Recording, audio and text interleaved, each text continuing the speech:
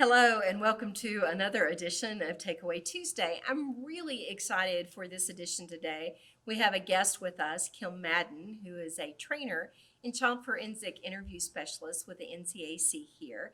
So, talk to us, Kim, and talk to us about the difference between supervision and mentoring.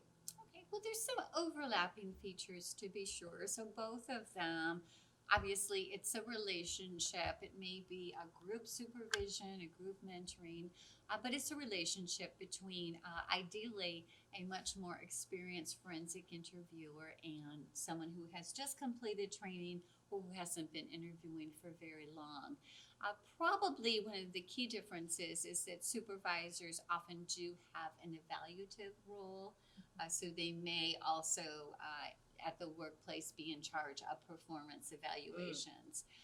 Whereas a mentor relationship is not evaluative, but they're both supportive, and I think they both work best when the mentoree or the supervisee has been able to think about what they need from this relationship, Mm-hmm. and that there is a combination of really helping the person being supervised or mentored identify what are their strengths, but also where are their challenges. And we all have challenges. Yes, we do. None of us have perfected this, and I don't think that we ever will. We get No. closer.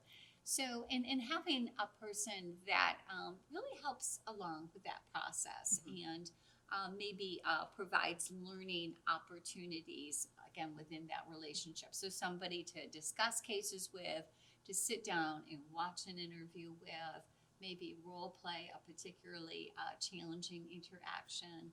So, there are a lot of things I think that can be done, and we do encourage people when they go back to identify somebody who might be an appropriate supervisor or mentor. Not everyone is fortunate enough to be in a place where that person is available. That is true. And we also know, and one thing that NCAC has done this year that we're really excited about is developed a ongoing training to teach individuals how to effectively supervise forensic interviewers, and that is run by Linda Cordisco Still. So that is something that the NCAC is offering. We also encourage individuals not only to hopefully have that supervision and maybe the mentoring, definitely, one if not the other, or not both, I guess Mm-hmm. I should say. But we know people participate in peer review, and our thought about peer review is it can be highly effective. It can also be a waste of time, and so it really just depends on the group that you're in and how it's managed. I guess I could would be a way to say that. If you go to peer review and you show your interview and people come back and say, "Oh, that was a hard child," or "I couldn't have done any better," and that is not going to move your work forward. You have to be willing to one show a less than stellar interview and really be open to the feedback that you get from the group. That's how we're going to grow our skills. What Kim and I see is that people will participate in peer review, let's say once a quarter, but only once a year do they have their own work interview. I mean, their own interview reviewed. And our belief is, Kim, tell me your thoughts, that I don't think that's effective. I don't think once a year, twice a year, I don't even think three times a year is really enough to move your work forward. That, and especially in the beginning, that you need more. And so, if we only rely on peer review and we don't have that supervision or that mentoring, um, there can be times that interviewers tend to drift off topic and our practice becomes less than what it needs to be. Um, Tell us your thoughts. Yeah, I absolutely agree. I think there are some things that we can gain vicariously by watching the peer review of another. But it is essential, and I like that you mentioned, especially when an individual's just been trained, it's probably the best time to take all those that information, those skills that you've gleaned, all of the knowledge, and then think about how you translate that into a practice that's going to one be best practice, but fit you as your style as an interviewer, and again, the strengths that you have.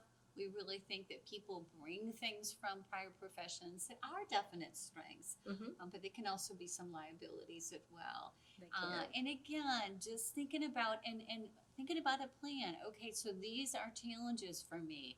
It's a challenge for me to conduct, for example, an effective narrative practice. What's my plan? And it should be multiple pronged. Look at the research.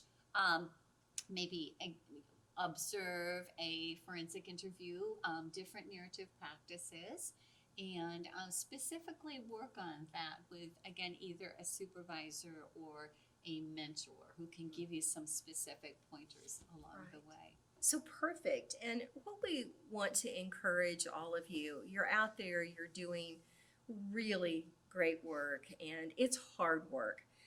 But we do want you to grow your skills or to continue to develop your skills. And so ways, again, that you can do that: supervision, mentoring, peer review. Another tool at your disposal that probably is, that I believe is highly effective, is reviewing your own work and actually having your supervisor or executive director allowing you the time, because that's just as important as actually conducting the interviews. Other things that you can think of, Kim? Well, the National Children's Advocacy Center has a mentoring program, Yes. the Mentoring and Consultation Group, and we also have the online Building Forensic Interviewing Skills, which is a 6-module online course. And I absolutely love that course because it does really look at the nuances of questions and question types. And again, how can we pose questions that are going to encourage children to give us as much information as what they are able to do. Obviously, we have to work within the confines of the child's abilities, but we want to make the most of the child's abilities. And it's good forensic interviewing skills that get us there. If you'd like more information, please check out calio.org.